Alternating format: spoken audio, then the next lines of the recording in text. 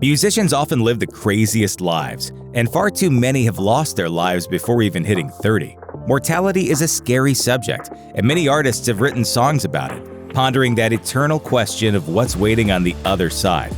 However, some musicians have predicted their own deaths in a way that's weirdly accurate. Tupac. There's no denying that Tupac Shakur will go down in history as one of the greatest rappers of all time. Part of what made him such an iconic figure was his intelligent understanding of society and culture. I believe strongly that my audience empathize with me because I show that side. I show that emotion, raw, uncut, good and bad. The man who made thug life into a household phrase also had a strong feeling early on in his life that he'd never make it to old age. Back in 1994, an interviewer asked him where he thought he'd see himself in 15 years. Best case, in the cemetery.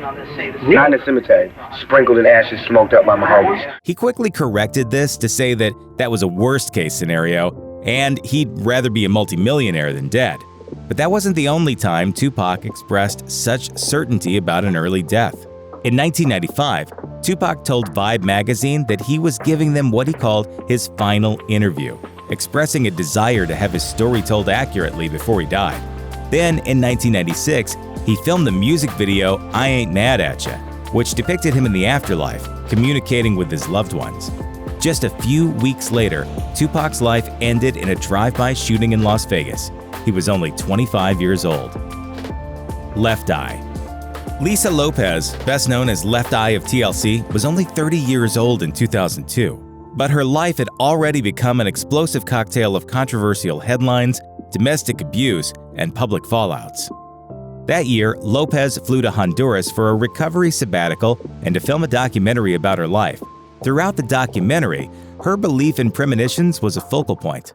Which is funny, because whatever your fear is, it seems to manifest here, like that. Sadly, things took a dark turn. A van she was riding in collided with a young boy who didn't survive his injuries.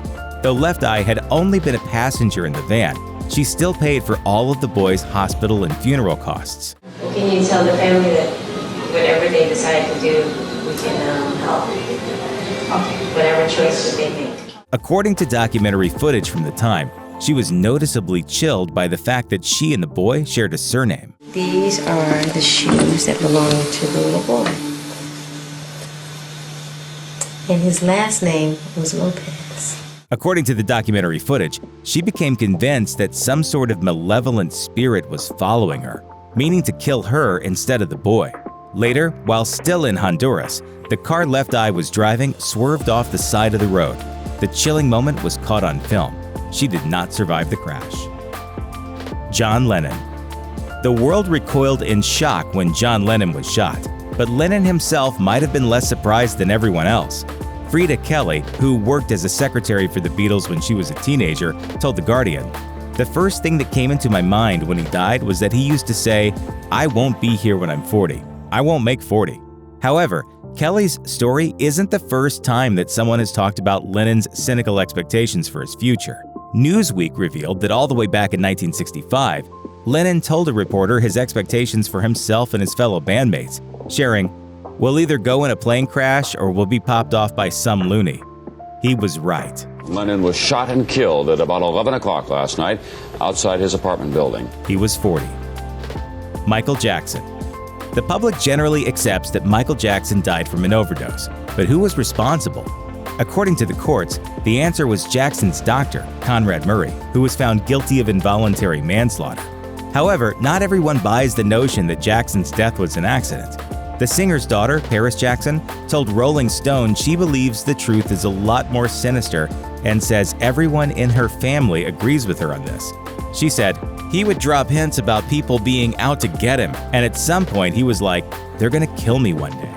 In his last weeks alive, Michael Jackson wrote letters to one of his closest friends claiming he was going to be murdered and was terrified for his life. Jackson's ex-wife, Lisa Marie Presley, once told a similar anecdote to Oprah regarding the singer's belief that someone wanted him dead, allegedly in order to seize the money from his music publishing catalog. What really happened? Was Jackson scared of a real threat, or was it just paranoia? XXXTentacion. Rapper Hasse Dwayne Onfroy, known by his stage name XXXTentacion, rose to prominence after dropping his first track on SoundCloud in 2014 and releasing his first studio album in August 2017. But his musical success wasn't the only thing that came to define him. In 2016, his girlfriend accused him of assault and abuse, which she said was a frequent occurrence. In October that year, he allegedly strangled her, severely beat her, and locked her up for 2 days because she was pregnant. She went to the police, and X was arrested. The trial kept getting pushed back, all the way into 2018. At some point in early 2018, X posted a video to Instagram speaking straight to the camera. It's the worst. I die a tragic death or some and I'm not able to see out my dreams. The court case never happened. On June 18, 2018, X was shot to death in Florida in what police believe was a drive-by shooting. He was 20 years old.